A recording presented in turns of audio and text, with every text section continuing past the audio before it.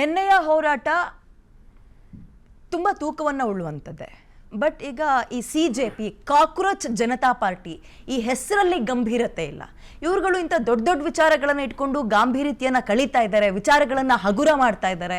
ಇಲ್ಲಿ ತನಕ ಹೋರಾಟ ನಡೀತಾ ಇತ್ತು, ಉಪವಾಸ ಸತ್ಯಾಗ್ರಹ ಅಂತ ಸೋನಂ ವಾಂಗ್ಚುಕ್ ವೇದಿಕೆ ಮೇಲೆ ಕೂತ್ಕೊಂಡ್ರೆ ಸೈಡಲ್ಲಿ ಹೋಗಿ ಬ್ಯಾಟು ಬಾಲ್ ಆಡ್ತಾ ಇದ್ರು, ಈ ಕಡೆ ಹೋಗಿ ಪಕೋಡ ತಿಂತಾ ಇದ್ರು. ಇವ್ರುಗಳಿಗೆ ಇಂತಹ ಇಶ್ಯೂಗಳನ್ನ ಮ್ಯಾನೇಜ್ ಮಾಡಕ್ ಬರಲ್ಲ. ಹೇಗೆ ನೋಡ್ತೀರಿ? ಈಗ ಕಾಕ್ರೋಚ್ ಜನತಾ ಪಾರ್ಟಿ ಅನ್ನೋ ಅದೊಂದು ಏನಂತಾರೆ, ಅದಕ್ಕೊಂದು ಫೆನಾಮಿನನ್. ಅದು ಶುರುವಾಗಿದ್ದೇ ಒಂದು ವಿಡಂಬನೆಯಾಗಿ, ಗಂಭೀರತೆಯಿಂದ ಶುರುವಾದ ಒಂದು ವಿಚಾರ ಅಲ್ವೇ ಅಲ್ಲ ಅದು. ಯಾಕಂದರೆ ನಮ್ಮ ನ್ಯಾಯಮೂರ್ತಿಗಳು, ಸುಪ್ರೀಂ ಕೋರ್ಟ್ ನ್ಯಾಯಮೂರ್ತಿಗಳು ಯುವಕರನ್ನು ಕಾಕ್ರೋಚ್ಗಳು, ಪರಾವಲಂಬಿ ಜೀವಿಗಳು ಏನೇನೋ ಮಾಡ್ಕೋತಾರೆ ಸೋಷಿಯಲ್ ಮೀಡಿಯಾದಲ್ಲಿ ಇನ್ನೊಂದು ಕಡೆ ಅಂದಿದ್ದಕ್ಕೆ, ಹೌದಪ್ಪ ನಾವು ಕಾಕ್ರೋಚ್ಗಳು, ಎಲ್ಲೆಲ್ಲಿ ವೈಫೈ ಇದು ಅದೇ ನಮ್ಮ ಪಕ್ಷದ ಕಚೇರಿ ಅಂತ ಒಂದು ವಿಡಂಬನೆಯಾಗಿ ಶುರು ಮಾಡಿದರು. ಆದರೆ ಈ ಗಾಂಭೀರ್ಯದಿಂದ ಏನು ರಾಜಕೀಯ ಪಕ್ಷಗಳಿದ್ದಾವೆ, ವಿರೋಧ ಪಕ್ಷಗಳು, ಅವ್ರು ಯಾರಿಗೂ ಸಾಧ್ಯವಾಗದಂಥ ಜನಪ್ರಿಯತೆ ಸಾಧ್ಯ ಆಯಿತು. ಯಾರು ಗಂಭೀರವಾಗಿ ಕೆಲಸ ಮಾಡಬೇಕಿತ್ತು ಅವ್ರಿಗೆ ಇಷ್ಟು ಜನಪ್ರಿಯತೆ ಸಿಗ್ಲಿಲ್ಲ, ಆದ್ರೆ ಇವ್ರಿಗೆ ಸಿಕ್ಕಾಯ್ತು. ಮತ್ತೆ ಇನ್ನೊಂದು ವಿಡಂಬನೆ ಕೂಡ ಒಂದು ಪ್ರತಿಭಟನೆ ಅಸ್ತ್ರನೇ. ವಿಡಂಬನೆ ಅದಕ್ಕೋಸ್ಕರ ಅದಕ್ಕೊಂದು ಅಷ್ಟು ಟ್ರಾಕ್ಷನ್ ಇರೋದು.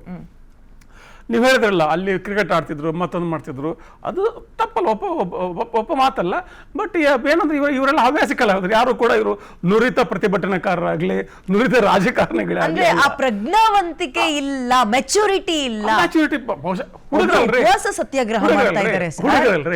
ಅದೇ ಉಪವಾಸ ಸತ್ಯಾಗ್ರಹ ಮಾಡ್ತಾ ಇದ್ದಾರೆ ಸರ್ ಒಬ್ರು ಅಚ್ಚುಕಟ್ಟಾಗಿ. ಈ ಕಡೆ ಹೋಗಿ ಇಡ್ಲಿ ವಡೆ ತಿಂತೀನಿ, ನಾನು ಪಕೋಡ ತಿಂತೀನಿ, ಇನ್ನೊಬ್ರು ಕ್ರಿಕೆಟ್ ಆಡ್ತೀನಿ, ಬ್ಯಾಟು ಬಾಲ್ ಅಂತ. ಸೀರಿಯಸ್ನೆಸ್ ಎಲ್ಲಿ ಬರುತ್ತೆ? ನೀಟ್ ಪರೀಕ್ಷೆ ಬರೆಯೋ ಸರಾಸರಿ ವಯಸ್ಸು ಎಷ್ಟಿರ್ತದೆ? 17. ಅವರಿಂದ ಎಂತ ದೊಡ್ಡ ಪ್ರಬುದ್ಧತೆನ ಅಪೇಕ್ಷೆ ಮಾಡ್ತೀರಿ ನೀವು? ಹಂಗ್ ನೋಡದ ಸರ್, ಅಷ್ಟೇ ನೋಡಿ. ಮತ್ತೆ ಅವರನ್ನು ಸ್ವಲ್ಪ ನಾವು ಅಂತಃಕರಣದಿಂದನೇ ನಡೆಸ್ಕೋಬೇಕು. ಅವ್ರಿಗೆ ನಾವು ಈ ತರದ ದೊಡ್ಡ ದೊಡ್ಡ ಮಾನದಂಡಗಳನ್ನ ಅಪ್ಲೈ ಮಾಡಿ ಅವ್ರಿಗೆ ಅದ್ಭುತ ವಿಚಾರಗಳನ್ನ ಪೊಲ್ಯೂಟ್ ಮಾಡಕ್ಕೂ ಕೆಲವೊಬ್ರು ತಲಹರಟೆ ಪ್ರಯತ್ನ ಅದು ಸಾಧ್ಯತೆ ಇರ್ತದೆ. ಸೀತಾ ನೀತಾ ಗಂಡ ಅಂತ ಅಂದ್ರು, ಸಲಿಂಗ ಕಾಮವನ್ನ ತಗಬಂದ್ ಕೂತ್ರು. ಅವರವರ ಅಜೆಂಡಾ ವೇದಿಕೆ ಆಗಿದೆ ಅಲ್ಲಿ, ಅಲ್ಲೊಂದು ಬೇಯಿಸ್ಕೊಳ್ಳೋಣ ಅನ್ನಾಸರಿ ವೇದಿಕೆಯಲ್ಲಿ ಹಿಂಗೆ ಆಗ್ತಾ ಇತ್ತು. ಅವರವರ ವೇದಿಕೆ ಬೇರ್ಸ್ಕೋತಿದ್ರು. ಈಗ ಒಂದು ಜನಪ್ರಿಯ ವೇದಿಕೆ ಆಗಿದೆ ಅಲ್ಲಿ. ಆ ವೇದಿಕೆ ಬಂದ ಕುನಾಲ್ ಕಾಮ್ರಾ ಅವರು ತನ್ನ ಅಜೆಂಡಾವನ್ನು ಅವನು ಮಾತಾಡ್ತಾನೆ. ಅವನು ಕಾಮಿಡಿಯನ್, ಅವನೊಂದು ಸ್ಟೈಲ್ ಇದೆ. ಇದು ರಾಮನ ಹೆಸರು ಹೇಳ್ಕೊಂಡು ಬಂದಂತ ಸರ್ಕಾರ, ರಾಮನ ಪತ್ನಿ ಸೀತೆ ಅಲ್ವಾ, ಸೀತೆಯ ಗಂಡನ ಹೆಸರು ಹೇಳ್ಕೊಂಡು ಬಂದು ನೀತಾನ ಗಂಡನ ಹೆಸರು ಕೆಲಸ ಮಾಡಿದ್ರು ಅವರು. ನೀತಾ ಅಂಬಾನಿ ರೆಫರೆನ್ಸ್ ತಗೊಂಡು ಹೇಳ್ದ ಅವನು. ಅದು ಅವನ it is his way of approaching it. Prakash Raj ಬಗ್ಗೆ ಮಾತಾಡಿದ್ರು. But anyway eventually it is nucleus ಏನು, ಕೇಂದ್ರ ಬಿಂದು ಏನು? ಕೇಂದ್ರ ಬಿಂದು ಈ ಸರ್ಕಾರಕ್ಕೆ ಒಂದು ನೈತಿಕ ಹೊಣೆಗಾರಿಕೆ ಇಲ್ಲ, ನೈತಿಕ ಜವಾಬ್ದಾರಿ ಇಲ್ಲ ಅನ್ನೋದು. ಇನ್ನು ಉಳಿಕೆ ವಿಚಾರಗಳು ಒಂದು ಮಟ್ಟದಲ್ಲಿ ಯಾವುದೇ ಒಂದು ಜನಪ್ರಿಯ ವೇದಿಕೆಯಲ್ಲಿ ಆಗಬಹುದಾದ ಘಟನೆಗಳಂತ ನಾನು ನೋಡ್ತೇನೆ. ಇನ್ನೊಂದು ಮಟ್ಟದಲ್ಲಿ ಇದು ತೀರಾ ಯುವಕರು, ತೀರಾ ಎಳೆ ಹುಡುಗರು ಮಾಡುವ ಒಂದು ವಿಚಾರ ಇರೋದ್ರಿಂದ ನಾನು ಇದನ್ನು ಅಷ್ಟಾಗಷ್ಟು ಗಂಭೀರವಾಗಿ ದೊಡ್ಡ ದೊಡ್ಡ ಮಾನದಂಡಗಳನ್ನು ಇವ್ರಿಗೆ ಉಪಯೋಗಿಸ್ಕೊಂಡು ಇವರು ಸರಿ ತಪ್ಪು ಅಂತ ಹೇಳೋದು ಅಷ್ಟು ನಿಷ್ಠುರ ಆಗುತ್ತೆ. ಇವರನ್ನ ನಾನು, ಹುಡುಗರನ್ನ ನಾನು ಮಕ್ಕಳ ತರನೇ ನಡೆಸ್ಕೋಬೇಕು, ಅದೇ ತರ ನಾನು ನೋಡ್ಕೋಬೇಕು. ಒಬ್ಬ ಜವಾಬ್ದಾರಿಯುತ ಮಂತ್ರಿ ಕೂಡ ಹಾಗೆ ನೋಡ್ಬೇಕು ಇದನ್ನ.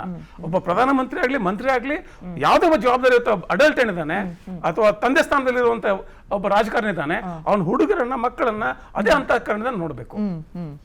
ಬರ್ತೀನಿ ನಾನು. ಈಗ ಈ ನೀಟ್ ಅಂತ ಎಕ್ಸಾಮ್ ಆರಂಭ ಆಗಿದ್ದು, ಬಟ್ ವೇದಿಕೆ ಮೇಲೆ ಬೇರೆ ಬೇರೆ ವಿಚಾರಗಳು ಚರ್ಚೆ ಆಯಿತು. ಆ್ಯಂಡ್ ಇದಕ್ಕೆ ಫಂಡಿಂಗ್ ಮಾಡ್ತಾ ಇರೋದೇ ಆ್ಯಪ್, ಬಿಕಾಸ್ ಆಲ್ರೆಡಿ ಅದು ಪೇಂಟ್ ಮಾಡಿಬಿಟ್ಟಿದ್ದಾರೆ. ಆ್ಯಪ್ನ ಸೆಕೆಂಡ್ ಇನ್ನಿಂಗ್ಸ್ ಇಲ್ಲಿಂದ ಶುರು, ಅಲ್ಲಿ ಅಣ್ಣಾ ಹಜಾರೆಯಿಂದ ಆರಂಭ ಆಯಿತು.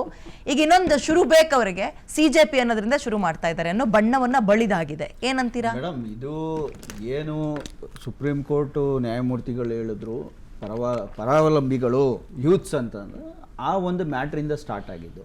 ಅದಕ್ಕೂ ಮುಂಚೆ ಆ್ಯಕ್ಚುಲಿ ಸೋನಂ ವಾಂಗ್ಚುಕ್ ಅವರು ಸೆಪ್ಟೆಂಬರ್ 2025 10ನೇ ತಾರೀಕಲ್ಲೇ ಸ್ಟೇಟ್ ವುಡ್ ಕೊಡಿ ಅಂದ್ಬಿಟ್ಟು ಅವರು ಲಡಾಖಲ್ಲಿ ಒಂದು ಲಡಾಖ್ ಅಪೆಕ್ಸ್ ಬಾಡಿ ಅಂತ ಮಾಡಿಕೊಂಡು ಅಲ್ಲಿ ಹೋರಾಟಕ್ಕೆ ನಿಲ್ತಾರೆ.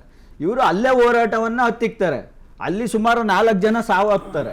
ಆ ವ್ಯಕ್ತಿನ ತಗೊಬಂದು ರಾಜಸ್ಥಾನದ ಜೈಲಿನಲ್ಲಿ 176 ದಿವಸ ಕೂಡಾಕ್ತಾರೆ ನ್ಯಾಷನಲ್ ಸೆಕ್ಯೂರಿಟಿ ಆ್ಯಕ್ಟ್ ಅಲ್ಲಿ. ಮತ್ತೆ ಅದೇ ಹೈಕೋರ್ಟ್ ಹೇಳುತ್ತೆ, ಸುಪ್ರೀಂ ಕೋರ್ಟ್ ಹೇಳುತ್ತೆ ಇದು ನ್ಯಾಷನಲ್ ಸೆಕ್ಯೂರಿಟಿ ಆಕ್ಟ್ಗೆ ಬರಲ್ಲ, ಈ ವ್ಯಕ್ತಿ ಬಂಧಿಸಿರೋದೇ ತಪ್ಪು ಅಂತ ಹೇಳುತ್ತೆ. ಅಲ್ಲಿಂದ ಆಚೆ ಬಿಡ್ತಾರೆ. ಅಂದ್ರೆ ಈ ದೇಶದಲ್ಲಿ ಏನು ವ್ಯವಸ್ಥೆ ರೂಪಿಸ್ತಾ ಇದೀವಿ ಅಂದ್ರೆ, ಅಧಿಕಾರ ಕೇಳಿದ್ದು ಅಥವಾ ಏನೇ ಪ್ರತಿಭಟನೆ ಮಾಡಿದವ್ರನ್ನ ತಗೊಂಡೋಗು ಬ್ರಿಟಿಷ್ನವರು ಯಾವ್ದು ಅಂಡಮಾನ್ ನಿಕೋಬಾರ್ ಅಲ್ಲಿ ಇಡ್ತಿದ್ದಂಗೆ ಇವತ್ತು ಪ್ರತಿಭಟನಾಕಾರನ ಬೇರೆ ರಾಜ್ಯದ ಜೈಲುಗಳಿಗೆ ಶಿಫ್ಟ್ ಮಾಡಿ, ಅವ್ರು ಯಾವ ಟೆರರಿಸ್ಟ್ ಅಲ್ಲ ಏನಲ್ಲ, ಸೋನಂ ವಾಂಗ್ಚುಕ್ ಅವ್ರನ್ನ ತಗೊಂಡೋಗಿ 176 ದಿವಸ ಕೂಡ ಹಾಕಿದ್ರು. ಸತ್ಯೇಂದ್ರ ಜೈನ 2.5 ವರ್ಷ ಕೂಡ ಹಾಕಿದ್ರು. ಕೊನೆಗೇನು ಇಲ್ಲ ಅಂತ ಆಚೆ ಬಿಟ್ರು. ಅಂದ್ರೆ ಎಲ್ಲಾ ವ್ಯಕ್ತಿಗಳನ್ನ ಇವರು ಯಾವುದೇ ಸಮಾಜ ಮುಖಿಯಾಗಿ ಕೆಲಸ ಮಾಡಿದವ್ರನ್ನ ಜೈಲಲ್ಲಿ 2 ವರ್ಷ 3 ವರ್ಷ ನ್ಯಾಷನಲ್ ಸೆಕ್ಯೂರಿಟಿ ಆಕ್ಟ್ ಆಗೋದು, ಮತ್ತೆ ಕೇಜ್ರಿವಾಲ್ ಅವ್ರದ್ದು ಸೇರ್ಸಿ ಹೇಳ್ತಾ ಇದ್ದೀರಾ? ಕೇಜ್ರಿವಾಲ್ ಅವ್ರನ್ನ 18ನೇ ಆರೋಪಿ ಮಾಡಿ ತಗೊಂಡೋಗಿ ಜೈಲ್ಗೆ ಹಾಕ್ತಾರೆ. ಅಂದ್ರೆ ಈ ಎಲ್ಲಾ ವ್ಯವಸ್ಥೆಯನ್ನ ನೀವು ನೋಡ್ದಂಗೆ ಯಾರು ಉತ್ತಮವಾದ ಕೆಲಸ ಮಾಡಬಾರ್ದು, ಶಿಕ್ಷಣ ವ್ಯವಸ್ಥೆ ಅಭಿವೃದ್ಧಿ ಪಡಿಸಬಾರ್ದು, ಆರೋಗ್ಯ ವ್ಯವಸ್ಥೆ ಅಭಿವೃದ್ಧಿ ಪಡಿಸಬಾರ್ದು, ವ್ಯವಸ್ಥೆಗಳನ್ನ ಅಭಿವೃದ್ಧಿ ಪಡಿಸಿದವ್ರನ್ನೆಲ್ಲ ತಗೊಂಡೋಗಿ ಬ್ರಿಟಿಷರ ತರ ಜೈಲಲ್ಲಿ ಇಡ್ತಿದ್ರು. ಅಟ್ಲೀಸ್ಟ್ ಬ್ರಿಟಿಷರು ಗಾಂಧೀಜಿಗಾರು ಪ್ರೊಟೆಕ್ಷನ್ ಕೊಟ್ರು. ಇವ್ರು ಸೋನಂ ವಾಂಗ್ಚುಕ್ ಪ್ರೊಟೆಕ್ಷನ್ ಕೊಡ್ತಾ ಇಲ್ಲ, ಅವನ್ನೇ ಎತ್ತಕೊಂಡು ಹೋಯ್ತಾರೆ. ಅಂದ್ರೆ ಎಲ್ಲಿಗೆ ಹೋದ್ರು ಹೇಳಿ? ನಾವ್ ಹೇಳ್ತಾ ಇರೋದು, ಒಬ್ಬ ಪ್ರತಿಭಟನೆ ಮಾಡೋದು ಅವನ ಹಕ್ಕು, ಈ ದೇಶದ ಹಕ್ಕು, ಅವನನ್ನ ಮಾಡಕ್ ಬಿಡ್ಲಿಲ್ಲ. ಕೋರ್ಟ್ ಒಂದು ಆದೇಶ ಕೊಡುತ್ತೆ, ಅವ್ರ ಆರೋಗ್ಯವನ್ನ ಕನ್ಸಿಡರ್ ಮಾಡ್ಬೇಕಾಗುತ್ತೆ. ಅವ್ರು ಎತ್ತಕೊಂಡು ಜೈಲಿಗೆ ಕರ್ಕೊಂಡು ಹೋಗಿಲ್ಲ, ಆಸ್ಪತ್ರೆಗೆ ಕರ್ಕೊಂಡು ಹೋದ್ರು.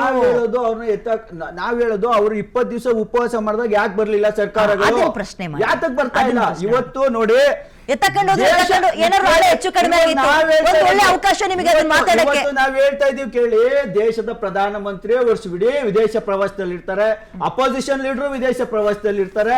ಇನ್ನು ಕೇಳ್ಬೇಕಾಗಿರೋರು ಯಾರು?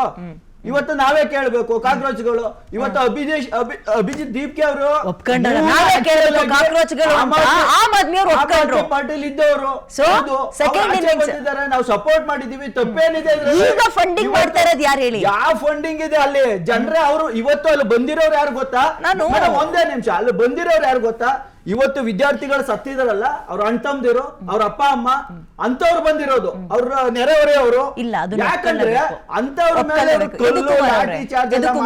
ಒಂದಷ್ಟು ವಿಜುವಲ್ಸ್ ನೀವು ನೋಡಿ